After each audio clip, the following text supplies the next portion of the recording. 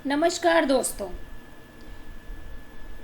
Current financial year 2020-21 के budget के आने से पास होने के बाद तक अभी तक भी एक इंडिविजुअल टैक्स पेयर के माइंड में ये एक क्वेश्चन बना हुआ है। बहुत सारे क्लाइंट्स के इस तरह से कॉल्स भी आ रहे हैं कि मैं कौन से टैक्स रिजीम को फॉलो करूं, मैं न्यू टैक्स रिजीम में जाऊं या मैं ओल्ड टैक्स रिजीम में ही रहूं, क्योंकि एक कॉमन मैन को अभी इतना नहीं क्लियर हो पा रहा कि कौन सा टैक्स रिजीम मेरे लिए फाइनेंशियली बेनिफिशियल है। तो इसी कंफ्यूजन को दूर करने के लिए ये वीडियो आज की प्रेजेंट हो रही है। मैं सीए रजनी गुप्ता अपने यूट्यूब चैनल टैक्स चैट में आपका स्वागत करती हूँ। तो आइए समझते हैं कि हम किस टैक्स स्ट्रक्चर को फॉलो करें, न्यू रिजीम में जाएं या ओल्ड रिजीम में ही रहें। तो पहले आइए हम स्लैब रेट्स डिस्कस कर लेते हैं।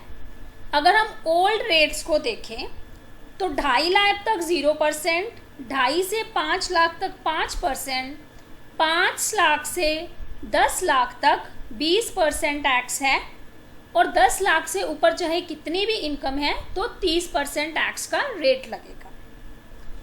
और अगर हम न्यू रेट्स को देखते हैं तो न्यू रेट्स में जो नंबर ऑफ स्लैब्स हैं वो काफ़ी बढ़ा दी गई हैं, यानी कि 2.5 लाख तक 0%, 2.5 लाख से 5 लाख तक 5%, 5 लाख से 7.5 लाख तक 10%, 7.5 लाख से 10 लाख तक 15% और 10 लाख से 12.5 लाख तक 20%, 12.5 से 15 लाख तक 25% और 15 लाख से ऊपर 30% का टैक्स लग रहा है। तो अपेरेंटली तो अगर हम देख रहे हैं तो हमें ऐसा लग रहा है कि जो अगर मैं न्यू रेट्स में जाता हूँ तो मेरे को टैक्स रेट जो है, टैक्स लाइबिलिटी मेरी कम रहेगी। जैसे किसी की इनकम अगर 11 लाख रुपए तक की टोटल इनकम है तो यहाँ पर ओल्ड रेट्स में तो उसको 30% टैक्स लग जाएगा, जबकि न्यू रेट्स में 20% उसको टैक्स लगेगा। लेकिन जो सच्चाई है, the truth always lies in details, वो डिटेल्स हम बाद में डिस्कस करेंगे इसी वीडियो में। दोनों ही केसेस में रिबेट मिलेगा। अगर 5 लाख तक की इनकम है तो 12,500 रुपये रिबेट अंडर सेक्शन 87A दोनों केसेस में मिलेगा। दोनों केसेस में जो है, जो health and education cess rebate minus करने के बाद 4% health and education cess add होगा। दोनों ही केसेस में जो सीनियर सिटीजन हैं, 60 साल या उससे बड़े जो हैं, उनको जो है स्लैब 3 लाख से शुरू होगी, यानी कि 3 लाख तक उनको कोई टैक्स नहीं है, उसके बाद से स्लैब्स चलेंगी उनकी। और जो वेरी सीनियर सिटीजन्स हैं, 80 साल या उससे भी बड़े, उनको 5 लाख तक कोई टैक्स नहीं है। तो अभी हम देखते हैं कि फिर कहाँ डिफरेंस है, कैसे हम डिसाइड करें कि हमने न्यू स्लैब में जाना है या हमने ओल्ड स्लैब में जाना है। देखिए, जो ओल्ड सिस्टम है उसमें हमारे टैक्स रेट्स अपेरेंटली हायर हैं और न्यू में लोअर है। लेकिन हम देखते हैं कि जो डॉक्यूमेंटेशन और कंप्लायंस है वो पुराने वाले सिस्टम में ज़्यादा रहेगी, नए वाले में कम रहेगी। उसका रीज़न क्या है वो हम नीचे देखते हैं। रीज़न क्या है? क्योंकि नए वाले सिस्टम में, न्यू टैक्स रिजीम में जो ये है, हमें बहुत सारी एग्जम्पशंस, कुल मिलाकर अगर हम देखें, यहाँ मैंने सिर्फ कुछ एग्जाम्पल्स ली हैं, कुल मिलाकर 70, जी हाँ 70 ऐसे एग्जम्पशंस एंड डिडक्शंस हैं जो कि ओल्ड टैक्स रिजीम में हमें मिल जाते हैं अगर हम एलिजिबल हैं, अगर हम वो कंडीशन सेटिस्फाई करते हैं, लेकिन न्यू टैक्स रिजीम में हमको नहीं मिलेंगे। जैसे कि एक सैलरीड एम्प्लॉय को आमतौर पे हाउस रेंट अलाउंस की एग्जम्पशन मिल जाती है, ट्रांसपोर्ट अलाउंस की, चिल्ड्रन एजुकेशन अलाउंस की, यूनिफॉर्म अलाउंस की मिल जाती है। ये सारी ही ओल्ड रिजीम में आपको मिलेंगी लेकिन न्यू में नहीं मिलेंगी। These are only examples.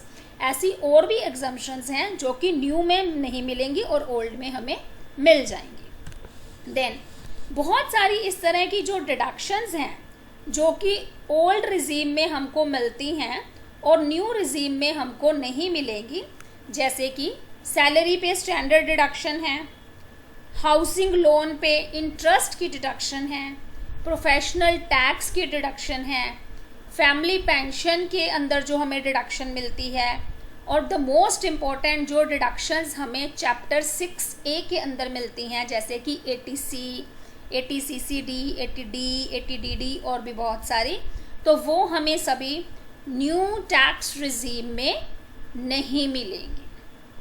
Then लेकिन जो ATCCD2 है, यानी कि जो एम्प्लॉयर कंट्रीब्यूट कर रहा है एम्प्लॉय के लिए नोटिफाइड पेंशन स्कीम में, and ATJJAA deduction for new employment, वो दोनों ही टैक्स रिजीम्स में मिल जाएंगे, न्यू में भी और ओल्ड में भी।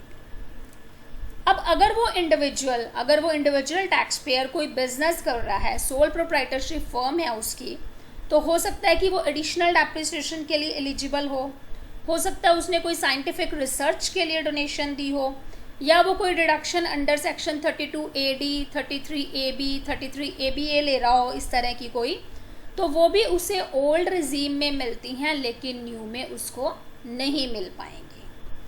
तो दोस्तों यही से पता हमें चलता है कि न्यू और ओल्ड रिजीम के अंदर अपने टैक्स को कंपेयर करते समय हमने ये ज़रूर ध्यान से देख लेना है कि कौन कौन सी डिडक्शंस हम ओल्ड रिजीम में ले सकते थे, क्योंकि वो डिडक्शंस कहीं ना कहीं हमारे टोटल इनकम को रिड्यूस कर देती हैं। तो उस reduced total income under the old regime and increased total income under the new regime, दोनों के ऊपर हमने टैक्स को कंपेयर करके फिर डिसाइड करना है कि हम कौन सी रिजीम में जाना चाहेंगे। आइए एक एग्जाम्पल से समझते हैं। यहाँ पे मैंने अलग अलग टैक्स स्लैब्स में 2.5 लाख की इनकम पे, 3,75,000 की, 5 लाख तो देखिए कोई टैक्स दोनों रिजीम्स में नहीं आएगा, क्योंकि दोनों ही रिजीम्स में हमें रिबेट मिल जाएगा सेक्शन 87A के अंडर 12,500 तक का, और दोनों ही केसेस में 5% या 5 लाख तक तो 12,500 ही बनता है, तो दोनों ही रिजीम्स में 5 लाख तक कोई टैक्स बनेगा ही। अब 6.25 लाख अगर हमारी इनकम है, तो यहाँ हम 20% में हैं, वहाँ हम 10% पे हैं। ओल्ड रिजीम में हमारा जो टैक्स बन रहा है वो 25,000 बन रहा है, और न्यू में 12,500 बन रहा है। 7.5 लाख पे इसी तरह ओल्ड में 50,000 टैक्स, न्यू में 25,000 टैक्स। 8,75,000 में ओल्ड में हमारा जो टैक्स 20% के हिसाब से 75% बन रहा है, और न्यू में हमारा टैक्स 43,750 बन रहा है। अगर हम देखें अपरेंटली देखें तो सारे ही केसेस में हमारा जो टैक्स है वो ओल्ड रिजीम में हमारा टैक्स ज़्यादा बन रहा है और न्यू में हमारा टैक्स कम बन रहा है। लेकिन हमने इस तरह से कंपेयर नहीं करना। हमने कंपेयर किस तरह से करना है कि मान लो कोई भी डिडक्शन लिए बिना मेरी जो इनकम है वो आ रही है 15 लाख रुपए एक साल की आ रही है।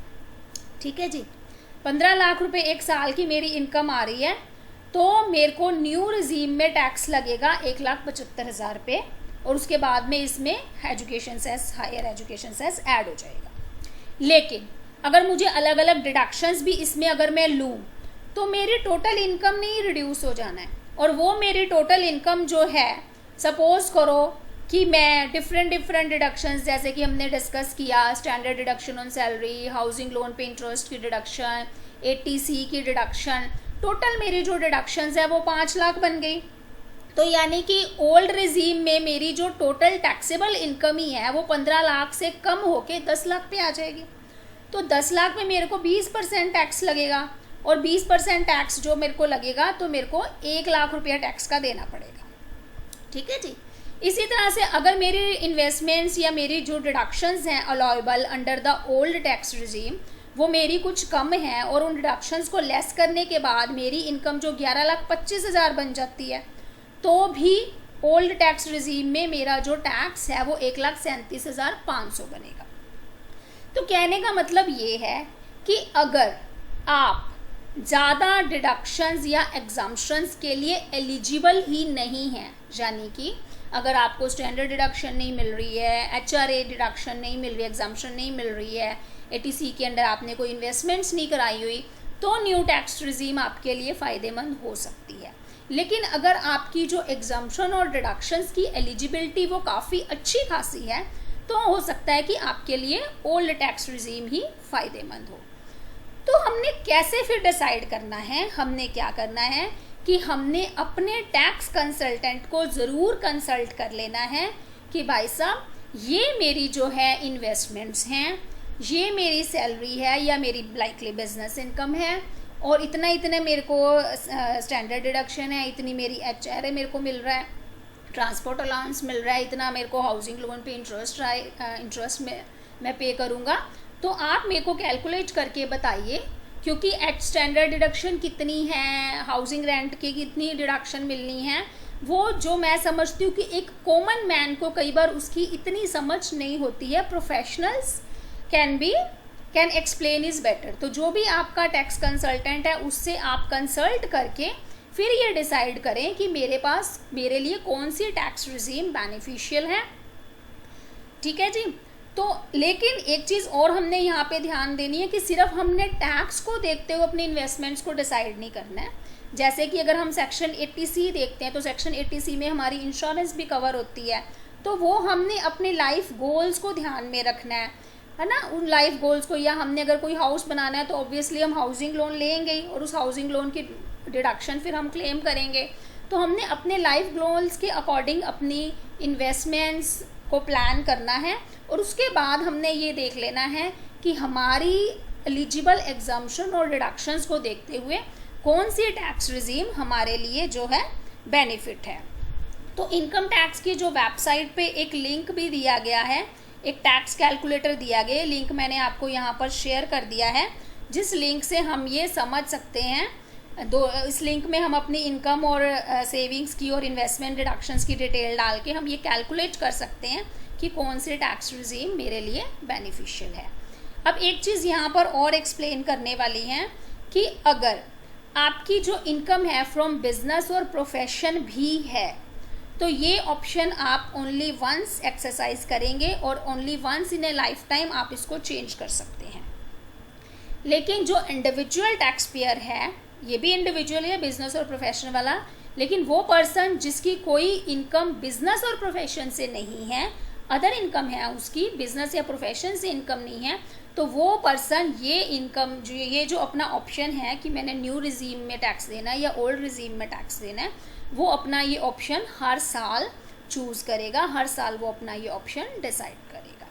तो I hope I have been able to explain the details of new and old tax regime in an understandable manner. Still, अगर आपकी कोई queries हैं, आपके कोई comments हैं, तो मुझे comment box में ज़रूर लिखिए, और मेरे वीडियो को लाइक, शेयर एंड सब्सक्राइब करें, बेल आइकन को ज़रूर प्रेस करें। धन्यवाद। जय हिंद।